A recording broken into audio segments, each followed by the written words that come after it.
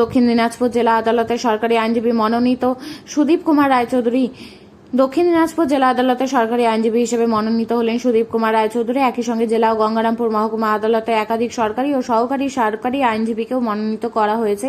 জেলা আদালতের সরকারি আইনজীবী হিসেবে দায়িত্ব পাওয়ায় সুদীপ কুমার রায়চৌধুরীকে ফুলের তোড়া দিয়ে সংবর্ধনা জানানো হয়, পাশাপাশি মিষ্টিমুখ করিয়ে তাকে বরণ করে নেন সহকর্মী ও শুভানুধ্যায়ীরা। অন্যদিকে গঙ্গারামপুর মহকুমা আদালতের জন্য অতিরিক্ত সরকারি আইনজীবী হিসেবে অজিত কুমার এবং সরকারি পক্ষে দেওয়ানি মামলার আইনজীবী হিসেবে অচিন্ত কুমার দাসকে মনোনীত করা হয়েছে। নতুন দায়িত্ব পাওয়া আইনজীবীদের শুভেচ্ছা জানান সহকর্মী ও শুভানুধ্যায়ীরা।